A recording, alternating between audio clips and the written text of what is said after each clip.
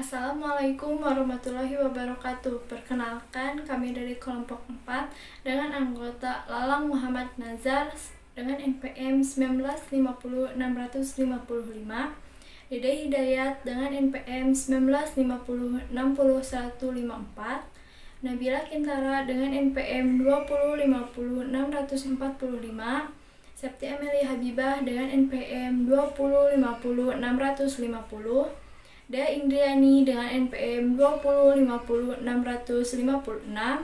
Adisti Diva Nurrahman dengan NPM 2050663, dan Alwan Afitrian dengan NPM 2050667.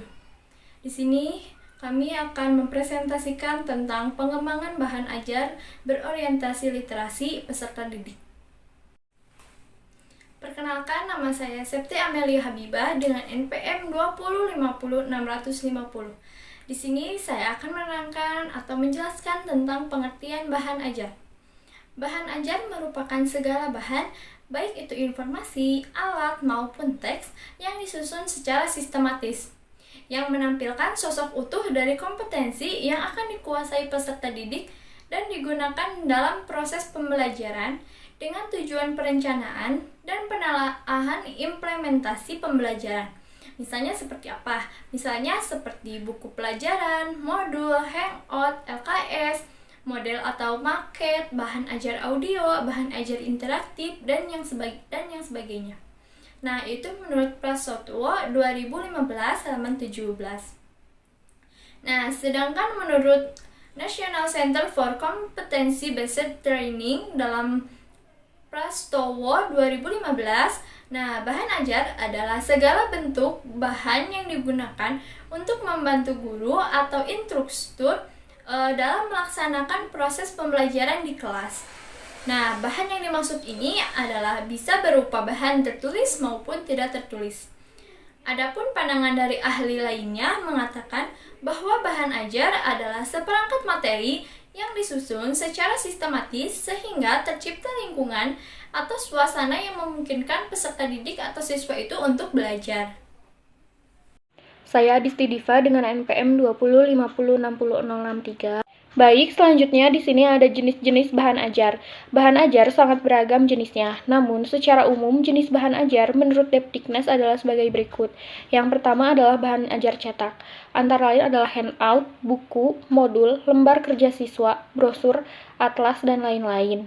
Yang kedua adalah bahan ajar dengar audio, seperti kaset, radio, piringan hitam, dan compact disc audio. Yang ketiga, bahan ajar pandang dengar atau audio visual seperti video compact disc dan film. Yang keempat adalah bahan ajar interaktif atau interactive teaching material seperti computer aided instruction, compact disc, multimedia, pembelajaran interaktif, dan bahan ajar berbasis web. Assalamualaikum warahmatullahi wabarakatuh. Nama saya Dede Hidayat, NPM 195060154.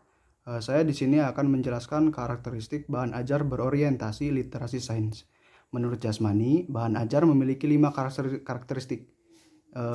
Yang pertama, self-instruksional. Yang kedua, self-contained. Yang ketiga, stand-alone. Yang keempat, adaptif. Dan yang kelima, user-friendly. Di sini saya akan menjelaskan yang pertama dan yang kedua. Untuk yang ketiga, keempat, sama yang kelima akan dijelaskan oleh pemateri berikutnya.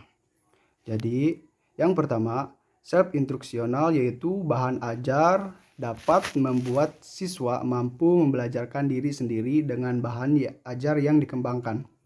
Oleh karena itu, di dalam bahan ajar harus terdapat tujuan yang dirumuskan dengan jelas dan memberikan materi pembelajaran yang dikemas ke dalam unit-unit atau kegiatan yang lebih spesifik.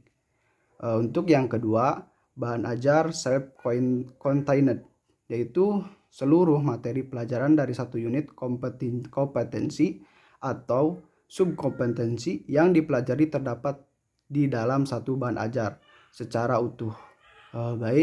Sekian dan terima kasih. Mohon maaf bila ada salah kata. Assalamualaikum warahmatullahi wabarakatuh. Lalu yang ketiga ada standalone atau berdiri sendiri. Bahan ajar ini dikembangkan tidak tergantung pada bahan ajar lain atau tidak harus digunakan bersama-sama dengan bahan ajar lainnya. Lalu yang keempat ada adaptif. Bahan ajar hendaknya memiliki daya adaptif yang tinggi terhadap perkembangan ilmu dan teknologi. Dan yang terakhir yaitu yang kelima ada user friendly. Setiap instruksi dan paparan informasi yang tampil bersifat membantu, bersahabat dan dengan pemakaiannya, termasuk kemudahan pemakai dalam merespon mengakses sesuai dengan keinginannya. Assalamualaikum warahmatullahi wabarakatuh. Perkenalkan, nama saya De Indriani dengan NPM 2050656. Di sini saya akan menjelaskan tentang pengertian pengembangan bahan ajar. Pengembangan bahan ajar adalah proses pemilihan, adaptasi, dan pembuatan bahan ajar berdasarkan kerangka acuan tertentu. Bahan ajar dapat didefinisikan sebagai uraian yang sistematik berkaitan dengan latihan dan teknik yang digunakan dalam pengajaran di kelas. Ia menyangkup buku ajar, paket video visual, permainan, dan kegiatan lain yang menggunakan dalam pembelajaran di kelas. Bennett dalam Gatot 2008 menyatakan bahwa pengembangan bahan ajar adalah suatu proses yang sistematis dan mengidentifikasi, pengembangan, dan mengevaluasi isi dan strategi pembelajaran yang diarahkan untuk mencapai tujuan pembelajaran secara lebih efektif dan efisien. Pengembangan bahan ajar merupakan wujud pengembangan strategi pembelajaran yang sesuai dengan prinsip-prinsip tertentu yang diadaptasi oleh teori-teori pembelajaran. Syahid menjelaskan bahwa pengembangan ajar ini bukan hanya didasarkan atas kepentingan pengembangan, melainkan merupakan alternatif pemecahan masalah pembelajaran. Mahasiswa bukan hanya berinteraksi dengan dosen, melainkan juga dapat berinteraksi dengan sumber belajar yang digunakan untuk mencapai hasil yang diinginkan. Pengembangan bahan ajar sains berorientasi siswa. Literasi sains merupakan kemampuan menggunakan pengetahuan sains untuk mengidentifikasi permasalahan dan menarik kesimpulan berdasarkan bukti-bukti dalam rangka memahami serta membuat keputusan berdasarkan bukti-bukti. Literasi sains penting dikuasai oleh siswa dalam kaitannya dengan pemahaman siswa mengenai lingkungan hidup, kesehatan, ekonomi, dan masalah-masalah yang dihadapi oleh masyarakat modern yang sangat bergantung pada teknologi dan kemajuan, serta perkembangan ilmu pengetahuan. Suatu bahan ajar dapat digunakan di kelas ketika bahan ajar tersebut sudah memenuhi uji kelayakan dan keterbacaan. Sebelum dibagikan kepada siswa, bahan ajar harus diuji kelayakan oleh pakar dengan penilaian yang berpedoman pada penilaian buku BSMP. Yang terdiri atas, pertama, kelayakan isi. Kelayakan isi materi merupakan suatu di antara 4 kriteria penilaian kelayakan. Buku teks yang harus diperhatikan dan disesuaikan dengan peraturan yang telah ditetapkan oleh Badan Standar Nasional Pendidikan. Yang kedua, kelayakan penyajian. Kelayakan penyajian meliputi teknik penyajian, penyajian pembelajaran, dan kelengkapan penyajian. Kelayakan bahasa meliputi kesesuaian pemakaian bahasa dengan tingkat perkembangan peserta didik.